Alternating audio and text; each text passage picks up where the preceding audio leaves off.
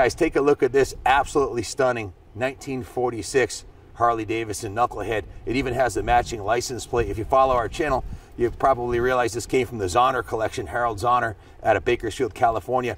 This is one of the only Knuckles I've ever heard of that's been in the same family since it was brand new.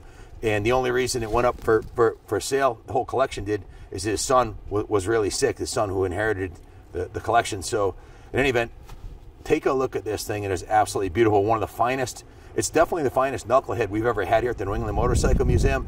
And over the last 7,500 motorcycles that come to the museum, this is on the podium as one of the most, if not the most significant motorcycle that ever came through. Why? Well, back in 1931, at the end of the Depression, the motorcycle business, there was only 3 manufacturers left: Harley, Indian, and Excelsior. And in 1935, that was the year Kenny's grandfather was born, Harley Davidson designed this Knucklehead to replace the flathead engine. It was a major improvement in design. In fact, it was so good that all Harley Davidsons since then have pretty much copied this basic design. The lower end design and the design of the valves and push rods and everything is very similar. It's a single cam. They ran this in the pan head, the shovel head, and of course the Evolution engine up till 1999. So it had like a 60-year run from 1936 to 1999. Just a fantastic motorcycle. It was light years better than the flathead that preceded before it, which had a 4-cam system and a total loss oil. This is a oil pump system. If you look closely, you'll see this has an oil tank in the back right here, and the oil pumps down here, and the oil lines run up right into the head and lubricate the top end of the motorcycle. So it's a much more reliable configuration, and it has a lot more horsepower, and it breathed a lot better. When you ride this bike, the first time I rode it, I was absolutely shocked at how good it felt and how similar it felt to like a 93 Cow Glide or a Heritage Softail. The Springer configuration on this fork here it looks very similar to the last Springer that they made before they discontinued it. So, you know, for 60 years they ran that same front end. If you look at the design of the fuel tank here, that's very similar to the new Heritage Softails that they sell. The front fender design, very similar. And of course, the 45-degree V-twin has not changed. That's actually copyrighted and patented by Harley Davidson. The balanced fenders, just an absolutely stunning and timeless design. And this bike, when we bought it into the shop, Jimmy, the mechanic who worked on this, really didn't have to do much to it. I have the work order. We just cleaned the carburetor and make sure, you know, it's been sitting since 1990. If you look, it was last registered in 1990. And I have the video when we went to Mr. Zahner's house. His wife, who's still alive, greeted us there. She's in her 90s, and her son in his late 60s greeted us. And they had shag green carpeting in the living room. Beautiful home in Bakersfield, California, with the original 70s carpeting. This bike it was a walkout first floor, and he had it set up so he could drive his motorcycles right into the house in the living room. He had a pool table, and he had a collection of 13 world-class Harley Davidsons downstairs, including this one. The saddlebags are full of newspapers from 1987. That's the last time the bike had been driven, and he canceled the registration in 1990. You can show him the license plate, Junior. It's got the Harley Davidson Knucklehead license plate. The saddle is absolutely stunning. The fit and finish on the whole bike is fantastic, and it runs beautifully. Mr. Zahner had this, a couple of stunning pan heads. He had a 42WX, a 28 JD, a 32 and a 39 flathead. He had basically every motorcycle engine that Harley had made right up until 99 with the Evolution. So we have the first year Softail that came out of his collection too. But back to this bike, the chrome on the bike is spectacular. The engine is stunning. I've been riding it all morning long here. Really enjoy riding it. Overhead valve V-twin engine, and it just blew away the competition. In fact, this same basic configuration, this exact motor, actually set the I'm going to call it the Sand World speed record at Daytona, 138.69 miles an hour on that same basic engine. If you think about that, the fastest I've gone on a street bike was 145 on a Ducati, and that is absolutely moving. To think that these bikes back then could go that fast is absolutely remarkable. In fact, that record still stands today. No one's ever beat that record on the sands of Daytona Beach. Just a spectacular bike. It solidified, in fact, ensured the future of Harley Davidson's success. Indian went out of business in 1954. They were out of business for over 50 years until Polaris picked up the name and kind of resuscitated. But Willie G. Davidson is still alive today. the thing about the Harley Davidson is it's been in business since Harley has been in business continuously since 1903 with some help from AMF at one point, but the same company's been in business with the same family guiding it. Willie G actually runs the museum in Milwaukee right now. Hopefully I get to take the trip out there this summer. But this bike is, if not the crown jewel of his collection, Harold's collection, it's on the podium. Depends on if you like panheads better, but this Knucklehead to me is the most significant bike in his collection. It's on the top step of the podium as far as I'm concerned. And if you look at the values of these bikes, they're actually going through the roof. You go to JD Power, you can go onto NADA.com, go onto the Mecum completed listings. There's some outliers. Those are outliers, are bikes that are, you know, substantially sold for more than the usual. But take a look at yourself at what they're trading. Google what is the book value of a 46 Knucklehead. It's remarkable, and they're investment quality machines. They're few and far between. They didn't make that many of them back then. It was just under I think it was 3,000 of these they made in 46, or it might have been 3,900. Do you know, Jimmy? Yeah, I'll have to double check that, but the stats on that. But they didn't make a lot of them, and most of them got ridden into the ground. Who knew they would be the most significant collectible motorcycle of that era? The co-founder and chief engineer, William Harley, headed new product development, and this bike was so evolutionary that they thought it was too, you know, Harley's always careful about not pissing off the faithful. They thought it would be too far removed from what they already had. So they actually, in the 1936 International Show, when they displayed this bike, they actually set it off to the side without a lot of fanfare to see how it would be received first. And once the journalists and everybody got a chance to ride it, the rest is history. The board and everybody involved was thrilled because it was so much better. It was originally a 61 cubic inch, which is 999 cc's, and then they boosted it up to 74. This is the 74 cubic inch, 1212 cc's of E-twin power, higher compression, much better flowing heads, fantastic improvement in the oiling system. Everything about it was better, and to this day, like I mentioned, many of the designs are very similar to what they're running today. Guys, we call it a Knucklehead today, and if you show them the heads, Junior, you're going to see it kind of loosely resembles two knuckles, right?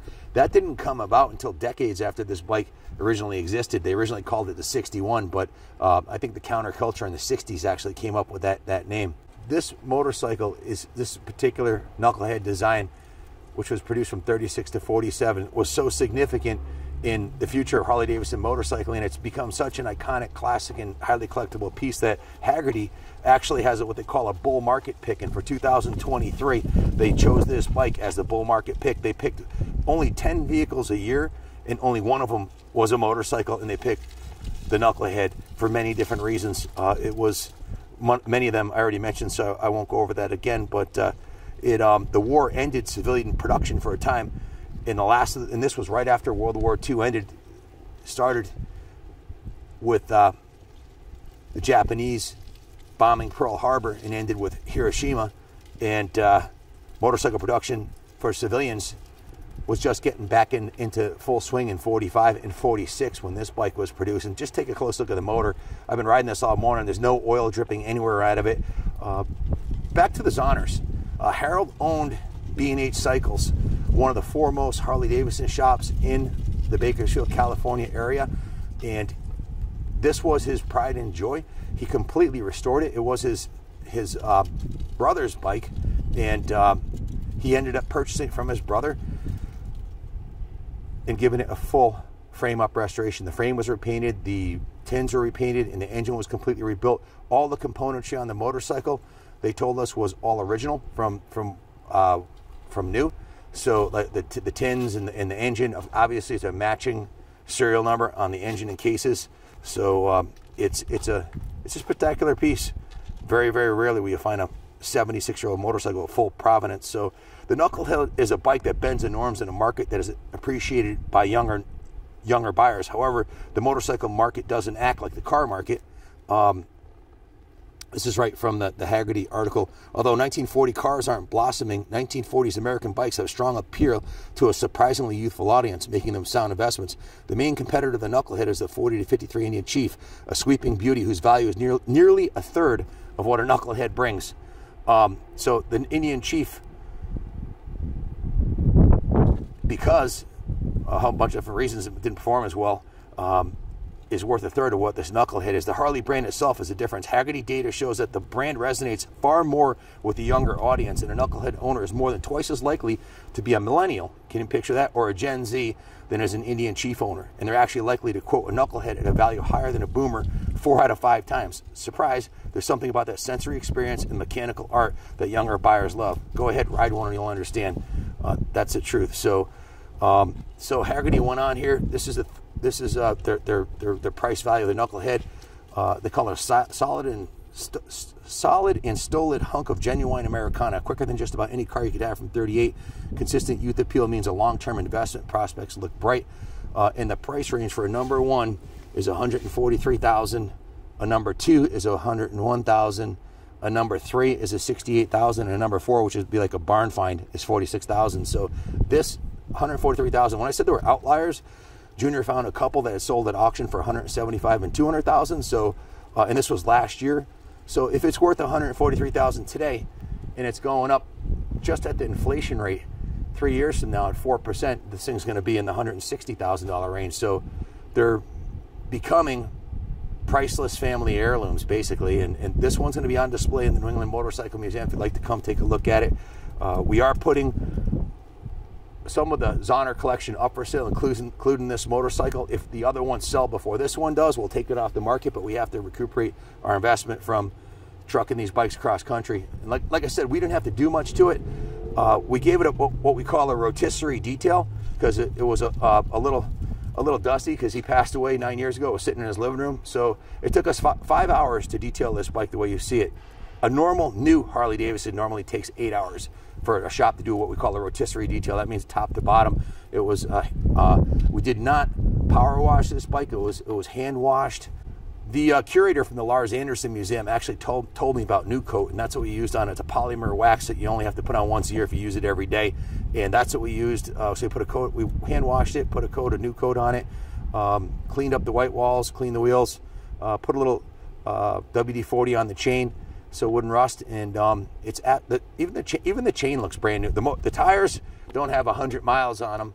The chain looks brand new. The clutch, the base gasket, the head gaskets, everything was replaced when he rebuilt it, and he parked it in his living room and didn't ride it since 1987, I don't think, and he took the reg off it in 90. So the bike's 76 years, but it's been in his living room since the 70s and parked and not ridden at all since the late 80s. So it's a rare survivor, and absolutely an investment quality classic. Just talked to Jimmy, the mechanic who worked on it. He's like, this bike's absolutely spectacular. He goes, if you had a brand new motorcycle that sat for 10 years, you would have done the same thing. It needed no extra services because it was basically brand new.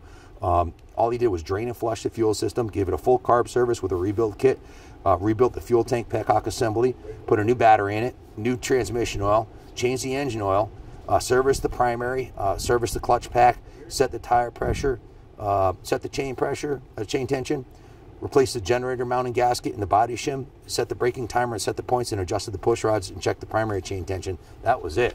And I think it took him like 5 hours total. So just to be clear too, this bike is a very, very, very special model. It's a 46 FL Special Sport Solo. It was the high performance 74 cubic inch high compression Knucklehead overhead valve V-twin.